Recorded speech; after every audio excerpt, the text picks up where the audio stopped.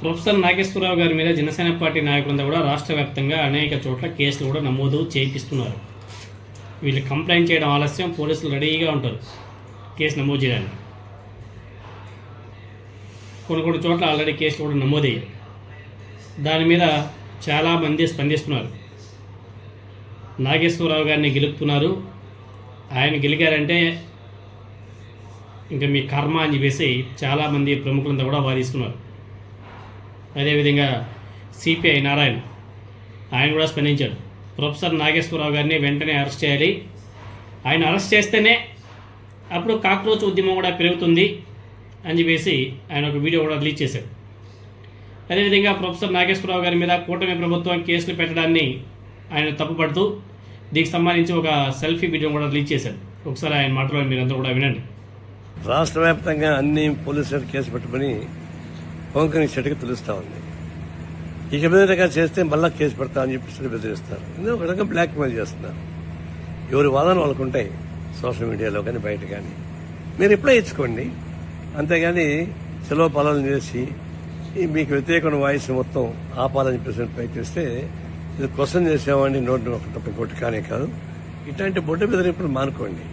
ఒకవేళ నిజమైతే మీరు అరెస్ట్ చేయండి, ఆయన్ని మంచిదే. ఆయన అరెస్ట్ చేయాలని నేను కూడా కోరుకుంటున్నా. ఆయన అరెస్ట్ అయితే కాంగ్రెస్ ముఖ్యమంత్రి క్యాండిడేట్కి బయటకు వస్తాడు. ఈ కాక్రోచ్లు అంతా బయటకు వస్తాయి, కాక్రోచ్ ఉద్యమం పెరుగుతుంది. ఒక విధంగా మంచిది. ఆ విధంగా ప్రొఫెసర్ నాగేశ్వరిని అరెస్ట్ చేయడం పని చెప్పి నేను జనసేనకు విజ్ఞప్తి చేస్తా ఉన్నాను. సో జనసేన పార్టీ ఆల్రెడీ వాళ్ళ నాయకులు కూడా చెప్పేసిందంట, ఆంధ్రప్రదేశ్ రాష్ట్ర వ్యాప్తంగా ప్రొఫెసర్ నాగేశ్వరరావు గారి మీద కేసులు పెట్టాలని చెప్పేసి ఆదేశం కూడా ఇచ్చినట్టు తెలుస్తుంది. ఇక మీద నాగేశ్వరరావు గారు విశ్లేషణ చేస్తే మళ్ళీ కేసులు పెడతామని చెప్పేసి బెదిరిస్తున్నాడు. ఇది బ్లాక్మెయిల్ చేయడమే కదా. సోషల్ మీడియాలోనూ అదేవిధంగా బయట ఎవరి వాదనలు వారికి ఉంటాయి. రిప్లై ఇచ్చుకోవాలి కానీ చీటికి మాటికి కేసులు పెట్టడం ఏంది? ఏమైనా ఉంటే రిప్లై ఇచ్చుకోవాలా, అంతవరకే బాగుంది. అంతే తప్ప చిలువలు పలువలు చేసి మీకు వ్యతిరేకమంటే వాయిస్ని అణచివేయాలని చెప్పేసి అనుకోవడం సరైనది కాదు అని చెప్పేసి కూడా చాలామంది ప్రముఖులు మాట్లాడుతున్నారు. ఇది జనసేన పార్టీకి మంచిది కాదు, ఈవెన్ కూటమి ప్రభుత్వానికి కూడా మంచిది కాదు. ప్రశ్నించే వాళ్ళని ఆపాలని అనుకోవడం సరైనది కాదు. ఇలాంటి బుడ్డ బెదిరింపులు మానుకోవాలని చెప్పేసి సిపిఐ నారాయణ గారు హితం కూడా పలికారు. ఒకవేళ ప్రొఫెసర్ నాగేశ్వరరావు గారిని అరెస్ట్ చేయాలని అనుకుంటే ఆ పని చేయాలి.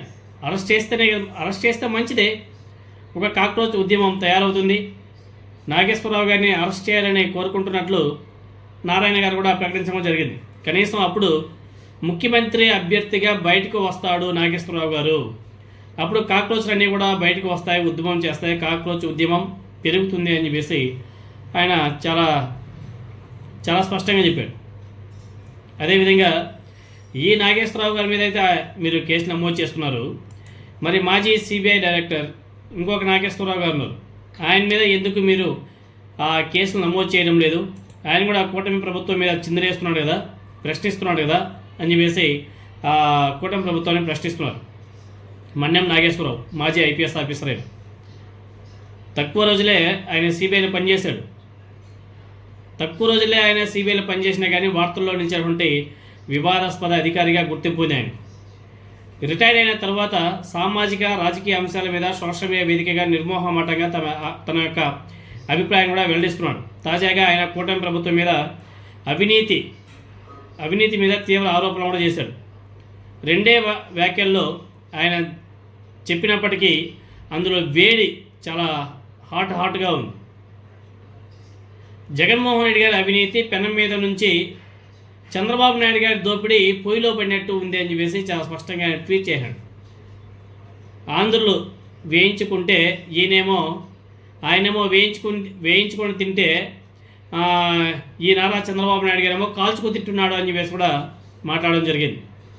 సో నారా చంద్రబాబు నాయుడు గారు దోపిడీ మాత్రం బీభత్సంగా ఉంది, మనుషులంతా కూడా కాల్చుకొని తినేస్తున్నాడు అని చెప్పేసి ఇండైరెక్ట్గా చెప్పడం జరిగింది.